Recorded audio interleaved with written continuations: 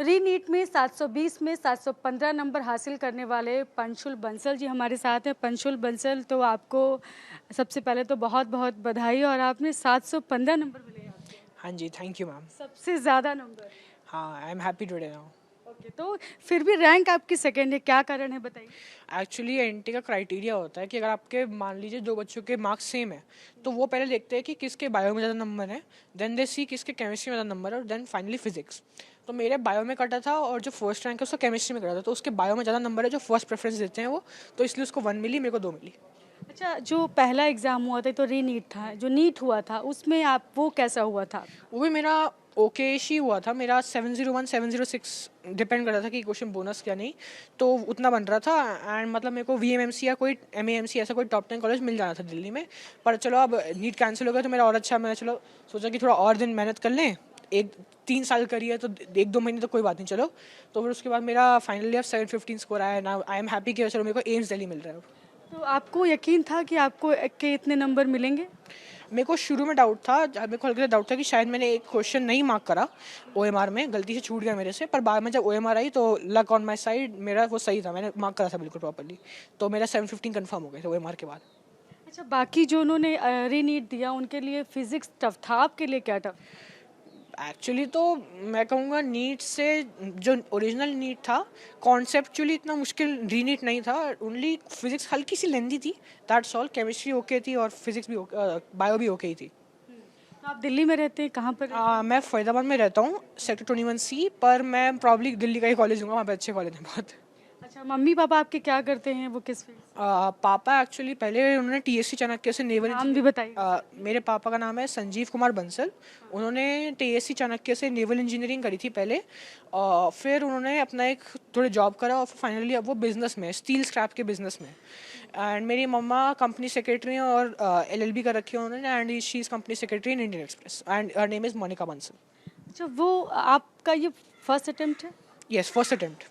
तो ट्वेल्थ की इस पढ़ाई के साथ साथ नीट की तैयारी करना और ये सब कितना प्रेशर था, या फिर आपके लिए इजी रहा, क्या कहेंगे? नहीं, इतना एज सच कोई प्रेशर नहीं था, क्योंकि पीसी भी सब साथ साथ हो जाता है, सेम ही होता है क्योंकि सिलेबस तो। एंड इंग्लिश और फिजिक्स पी में इतना दिक्कत नहीं आई, क्योंकि that you can do in the last 3 months also. Board से जस्ट पहले आप करेंगे 1-2 हफ्ते, आपको आराम से 90% प्लस मिल जाएंगे उनमें। इतने नंबर कैसे आते हैं वो भी बताइए स्टूडेंट्स को, कि किस तरह से तैयारी करें, बाकी जिनको अभी दे रहे हैं या जो देने वाले हैं तो वो किस तरह से तैयारी करेंगे? नीट की तैयारी आप बेसिकली, आपको एनसीईआरटी फोकस बहुत होना पड़ेगा, and you also have to do PYQs. PYQs are one of the most important part of your journey, क्योंकि आपको समझाते हैं कि आप कैसा पेपर एग्जामिनर कैसे सोचता है और क्या वो बना सकते हैं अगले पेपर में, क्योंकि रिपीट भी हो सकते हैं क्वेश्चन उसके। तो वो मैंने करे, एनसीईआरटी करी, एंड मैंने अपना एक एलन का मॉड्यूल, अपनी कोचिंग का मॉड्यूल करा था, दैट्स ऑल। दूसरा, पंशुल को पढ़ाई के अलावा और क्या क्या पसंद है? मेरे को वीडियो गेम्स खेलना बहुत पसंद है। वीडियो गेम खेलना? हाँ, बहुत। पीसी गेम मैं भी पीसी भी लिया है एक, जस्ट रिजल्ट के बाद अभी लिया है मैंने पीसी एक, तो उस पर गेम खेलता हूँ मैं। एंड देन अभी मेरे को, वैसे मैं बैडमिंटन खेलता था पहले, पर अभी क्या नहीं खेल सकता क्योंकि मेरे को नी में इंजरी है। तो और मैं क्यूबिंग करता था, मैं पियानो सीखता था, स्केटिंग भी करता था पहले, तो बहुत सारी हॉबीज़ हैं मेरी। अच्छा, बहुत सारे पेरेंट्स को लगता है कि उनके बच्चे वीडियो गेम्स में अगर जाएंगे तो फिर पढ़ाई ठीक से नहीं करेंगे, क्या आपके मम्मी पापा ने भी आपको रोका? ऐसे नहीं रोका, क्योंकि उनको पता था कि अपने आप ही हट जाएगा और मतलब अपने आप ही वापस आ जाएगा पढ़ने पे। तो ऐसा मतलब वो होता है कि आपको पता होना चाहिए कि इसकी इतनी लिमिट है तो इतना ही खेलना है, और फिर बस काम। क्योंकि वीडियो गेम से क्या होता है, मेरे लिए तो होता था, मेरा माइंड फ्रेश हो जाता था वापस, तो मतलब फिर से थकावट नहीं होती थी। तो बीच बीच में जैसे 4 घंटे 3 घंटे कंटिन्यूस पढ़ लिया, तो एक बार बीच में कोई टीवी देख लिया, कोई सीरीज देख ली, तो उससे माइंड फ्रेश हो जाता है, दैट्स ऑल। सोशल मीडिया पर भी क्या आप एक्टिव रहते हैं, नहीं रहते? जब मेरा नीट का पूरा 2 साल था तब भी मैं यूट्यूब बहुत देखता था। चाहे तो मैं आपको दिखा दूंगा, मैं रील स्क्रॉल करता था जैसे यूट्यूब की शॉर्ट्स। अच्छा, ट्वेल्थ में आपका परसेंटेज? 94। 94। इस बार ऑन स्क्रीन मार्किंग सिस्टम था, तो उसने आपको क्या ठीक रहा, या आपको लगता है कि अभी नहीं करना चाहिए? मतलब बाकियों से जो मैंने सुना था, मतलब वो तो गलत हुआ बहुत लोगों के साथ, कि मतलब उनका चेक ही नहीं हुआ था पेपर, किसी का पूरा पेपर, किसी में पेपर ही गलत मिल गया किसी को। तो वो मेरे साथ तो नहीं हुआ, एटलीस्ट मेरे साथ कोई ऐसा एक्सपीरियंस नहीं था कि गलत चेकिंग हुई या फिर ऐसा कुछ।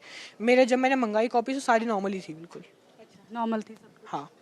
तो तो ये हैं पंशुल बंसल, जिनको 720 में 715 नंबर मिले हैं, लेकिन इनकी रैंक जो है वो सेकंड रैंक है। और 715 नंबर ही आर्यन गुप्ता को भी मिले हैं, जो कि लुधियाना के हैं, और पंशुल को भी मिले हैं, लेकिन इनको रैंक जो है वो सेकंड मिली है, क्योंकि बायोलॉजी में जो है वो इनके नंबर आर्यन से कम है, इस वजह से सेकंड रैंक मिली है। हालांकि ये इस बात से बहुत खुश हैं कि इनको जो है वो दिल्ली एम्स मिलेगा। इस बात को लेकर उनका कहना है कि बहुत खुशी है मुझे, और जिस तरह से तैयारी की वो भी उन्होंने बताया कि सक्सेस मंत्रा उनके लिए क्या क्या है।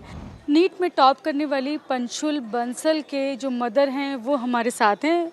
मैम, पंशुल ने इस बार 715 नंबर मिले हैं उसको 720 में, तो किस तरह से देखती हैं उसकी सफलता को?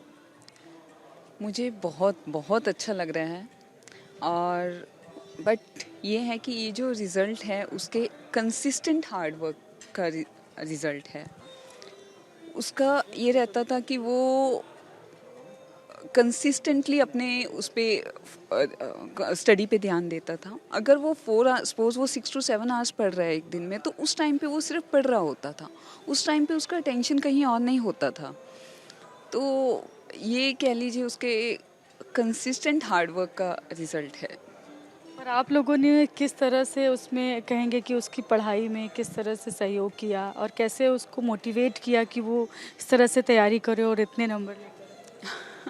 एक्चुअली उसमें अगर मैं बात करूं तो मेरे हस्बैंड मींस पंशुल के फादर, उनका कंट्रीब्यूशन बहुत ज़्यादा है। उन्होंने उसको हर स्टेज पे गाइड किया, हर छोटे से छोटे टेस्ट से लेके बड़े से बड़े टेस्ट के लिए उन्होंने उसको प्रिपेयर करते थे, उसको बताते थे कि इसका इसका ऐसे करना है, अगर कुछ प्रॉब्लम हो तो किस तरह से उसको, उसकी क्या स्ट्रेटजी होनी चाहिए, टेस्ट देते हुए उसकी क्या स्ट्रेटजी होनी चाहिए।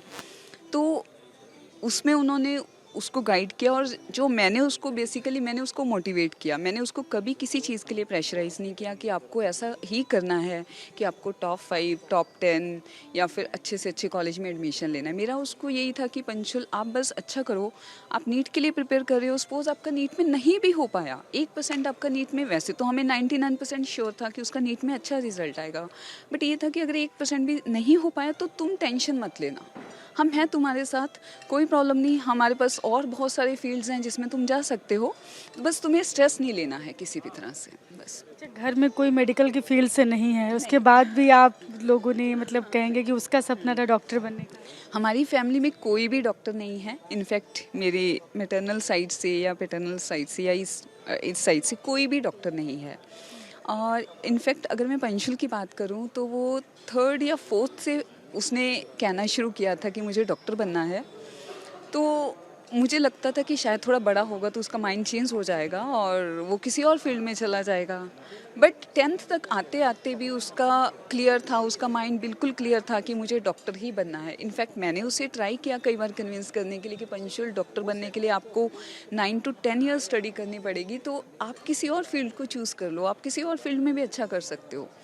बट उसका माइंड बिल्कुल क्लियर था कि नहीं, मुझे डॉक्टर बनना है। और फिर जब हमें लगा कि इसने चूज़ ही कर लिया है ये फील्ड, तो फिर हमने उसको किसी और फील्ड के लिए कभी प्रेशराइज़ नहीं किया कि ठीक है, अगर तुमने डॉक्टर बनना है तो ठीक है, आप फिर डॉक्टर बनो। उसने बताया उसको वीडियो गेम खेलना बहुत पसंद है, तो मैं बहुत सारे पेरेंट्स जो हैं अपने बच्चों को रोकते हैं, तो आपने कभी उसको रोका या कुछ बोला? रोका, एक्चुअली हमने उसका टाइम फिक्स करने के लिए ट्राई किया कि पंशुल देखो, ठीक है, हम तुम्हें रोकेंगे नहीं कि तुम बिल्कुल मत खेलो, तुम खेलो, बट तुम अपना टाइम फिक्स करो, like max 2 to 3 hours in a day. और आप बिलीव नहीं करोगी, नीट के एक दिन पहले वो ऑनलाइन गेम खेल रहा था कॉल ऑफ ड्यूटी और समथिंग लाइक दैट। तो वो तो हमने ट्राई किया उसको रोकने के लिए, बट बिल्कुल रोकने के लिए नहीं। तो 2-3 आवर्स तो उसको अलाउड थे इन अ डे। इस बार ये री नीट की अगर मैं बात करूँ तो री नीट में उसको 715 नंबर मिले हैं। नीट में कितना, जो पहला एग्ज़ाम हुआ था जो कैंसिल हो गया, उसमें कितने? उसमें इसके 701 थे, और एक क्वेश्चन का इसका था जो चैलेंज में था, तो थोड़ा मतलब डाउटफुल था, तो उसमें इसके अगर थोड़ा पॉसिबिलिटी थी करेक्ट होने की, तो उसमें 706 की पॉसिबिलिटी थी। बट इसका क्या था कि उस टेस्ट में इसके नंबर कम आ रहे थे क्योंकि वो टेस्ट इजी था। मेरे हस्बैंड का भी या हमारा भी यही कहना था कि अगर पेपर डिफ़िकल्ट आया तो ये आगे निकल जाएगा, अगर पेपर इजी आया तो फिर बाकी बच्चे इसको पीछे निकाल फिर वो आगे निकल जाएंगे। तो पहला वाला जो नीट जो कैंसिल हुआ वो इजी था, और इसलिए ये थोड़ा इसके 706 के आसपास आ रहे थे, बट इस बार पेपर डिफ़िकल्ट था और ये आगे निकल गया। दूसरा कि बहुत सारे पेरेंट्स और जो स्टूडेंट्स हैं वो परेशान हो रहे थे कि री नीट हो रहा है, फिर से वही सारी कवायद करनी पड़ेगी, फिर से तैयारी करनी पड़ेगी, एक बार मेहनत की दोबारा फिर करनी पड़ेगी, इसको आप कैसे? इसको देखिए, मैंने इसको पॉजिटिव वे में लिया। इनफैक्ट एक बार जब इसको न्यूज़ का पता चला तो ये आप बिलीव नहीं करेंगे, थोड़ा सा इसको डिस्ट्रेस हुआ। थोड़ा इसको लगा कि अब फिर से मुझे पढ़ना पड़ेगा। इसको ये डाउट नहीं था कि मेरा दोबारा अच्छा स्कोर नहीं आएगा, बट इसको ये था कि अब फिर से मुझे जो भी 1 मंथ 2 मंथ जो भी है मुझे फिर से पढ़ना पड़ेगा। बट मेरा इसको क्लियर था कि पंचुल, तुमने इतना अच्छे से रिवीजन कर रखा है, तुम अभी बिल्कुल स्ट्रेस मत लो। जब डेट आएगी ना रिजल्ट की, तुम उसके 15 दिन पहले पढ़ना, अभी बिल्कुल मत पढ़ो। जो आपके लाइक सपोज 14th के आसपास आई थिंक न्यूज़ आया था कि कैंसिल हो रहा है, तो आप जब तक रिजल्ट की डेट नहीं आती तुम बुक को टच भी मत करो। मेरा ये था, बट उसका ये था कि नहीं मैं कर लूँगा। और उसी दिन कह लो 1 घंटे के लिए वो थोड़ा परेशान रहा, बट उसके बाद उसने सेम डे अपना स्टार्ट कर दिया था रिवीजन। अच्छा, आप क्या करते हैं और पंशुल के फादर क्या करते हैं? पंशुल के फादर बिजनेसमैन हैं। वो स्टील स्क्रैप का बिजनेस करते हैं। पहले वो मर्चेंट नेवी में थे और फिर उन्होंने एमबीए करके कॉर्पोरेट जॉब में शिफ्ट हुए और अभी वो खुद का बिजनेस कर रहे हैं लास्ट 13 ईयर्स से। और मैं CSLLB और CMA हूँ और प्रेजेंटली मैं इंडियन एक्सप्रेस ग्रुप के साथ काम कर रही हूँ। पंशुल के फादर संजीव बंसल जी हमारे साथ हैं। सर, आप बेटे ने टॉप किया है री नीट में, तो किस तरह से उसने तैयारी की और आप लोगों ने किस तरह से उसमें मदद की कि वो अच्छे से पढ़ाई करे और इतने 715 नंबर, सबसे ज़्यादा नंबर उसको मिले? मैम उसने बड़े डिसिप्लिन से पढ़ाई करी, जितनी भी करी बहुत ही डिसिप्लिन और कंसिस्टेंसी से पढ़ाई करी। सबसे पहली बात, जहाँ तक हमारी मदद का सवाल है, जहाँ तक हो सके जितने हमारे पास रिसोर्सेस हैं, जो उसको नीड थी, उसको ट्रांसपोर्टेशन की नीड थी, उसको क्लासेस टाइम पे पहुंचाना, उसको सारे टेस्ट टाइम पे दिलवाना, उसकी सेहत का ध्यान रखना, उस समय पे सुलाना, तो जितने भी हमारी तरफ से जो भी उसको बन पाया हमने किया सारा। और इसी का नतीजा है कि he has got a very good rank, plus उसके टीचर्स, प्लस उसके स्कूल, सब ने बहुत अच्छा मिलके मेहनत करके, और उसकी अपनी खुद की मेहनत बहुत ज़्यादा है इसके अंदर, बिकॉज बच्चा वो बहुत मतलब डिसिप्लिन था और उसने कभी एक कंसिस्टेंसी से करता था। ये नहीं कि आज कर लिया कल छोड़ देता हूँ, परसों कर लूँगा, ऐसे नहीं। जितना उसने रोज़ का करना ही है। दूसरा सर, 12th की पढ़ाई के साथ साथ नीट की तैयारी, ये कितना मुश्किल होता है? मैडम, एक मिथ है कि 12th की पढ़ाई के साथ नीट या IIT नहीं हो सकता। देखिए, 12th की पढ़ाई बहुत एक बेसिक लेवल के क्वेश्चंस आते हैं उसके अंदर, तो उसकी आपको चिंता नहीं करनी होती है। आप अगर ढंग से पढ़ के जा रहे हैं नीट का या JEE का, तो 12th के पेपर के लिए कोई आपको एक्स्ट्रा पढ़ाई की ज़रूरत नहीं है, एक्सेप्ट इंग्लिश। बिकॉज इंग्लिश आपका कोर सब्जेक्ट नहीं है कॉम्पिटिटिव एग्ज़ाम्स में, तो आपको एक इंग्लिश और एक जो 5th सब्जेक्ट होता है वही आपको अलग से पढ़ना होता है। अदरवाइज़ फिजिक्स केमिस्ट्री मैथ या फिजिक्स केमिस्ट्री बायोलॉजी, बच्चा मेन उसके साथ भी NCERT की तैयारी, CBSE की तैयारी अपने आप हो जाती है। तो इसमें ऐसी कोई भी बात नहीं है, it's a myth that it can not be done. बल्कि हमेशा आप देखना, ज़्यादातर जो आप टॉप रैंकर्स होंगे वो फर्स्ट टाइमर्स ही होते हैं, क्योंकि दे आर फ्रेश माइंड। तो इसमें ऐसी कोई बात नहीं है कि कोई तकलीफ़ नहीं आती है, और बड़े आराम से बच्चा 12th के साथ नीट की तैयारी या JEE की तैयारी कर सकता है। दूसरा सर, जो बच्चे अभी तैयारी कर रहे हैं नीट की या करने वाले हैं, उनके लिए उनके पेरेंट्स को क्या कहेंगे आप? उनके पेरेंट्स को तो मैं यही कहूँगा कि बच्चे पे प्रेशर नहीं बनाना चाहिए आपको। सबसे पहली बात तो ये हटाना चाहिए बात कि फ़लाने बच्चे ने टॉप किया तो तुम्हें भी करना है। सबसे पहले तो आपको ये हटाना पड़ेगा, क्योंकि आपको डिस्कवर करना पड़ेगा कि what he is good at. आपको उस चीज़ को बढ़ावा देना पड़ेगा। ज़रूरी नहीं है कि वो हर एक बच्चा पढ़ने में अच्छा हो या वो किसी और चीज़ में भी अच्छा हो सकता है। May be good in speaking, might be good in singing, might be good in sports. So God has gifted every child with something. You have to find that something and push him in that field. Not like एक होती है ना भेड़ चाल की, इस बंदे मेरे पड़ोसी ने अच्छा किया तो मैं तो तेरे को यही बनाऊंगा, या मैंने अपनी इच्छा आप पे थोप रहा हूँ कि मैं चाहता हूँ कि तू ये बने। तो हमने इसको ऐसा नहीं बोला। हमने इससे पूछा था, 8th में ही पूछा था कि ये पढ़ना है या नहीं पढ़ना, छोड़ सकता है तू पढ़ाई, because education is not a guarantee to success. ठीक है ना। तो ये बहुत बड़े बड़े लोग हुए हैं जो एजुकेटेड भी नहीं है, स्कूल भी नहीं गए हैं, लेकिन फिर भी बहुत अच्छा करते हैं। तो उनको एक टैलेंट भगवान ने सबके अंदर दिया है। तो मैंने से पूछा तो मैंने कहा इसको, सिर्फ एक ही बात बोली थी कि आप क्या चीज़ आराम से कर सकते हो वो चुनो, जिसमें आपको प्रेशर ना आए।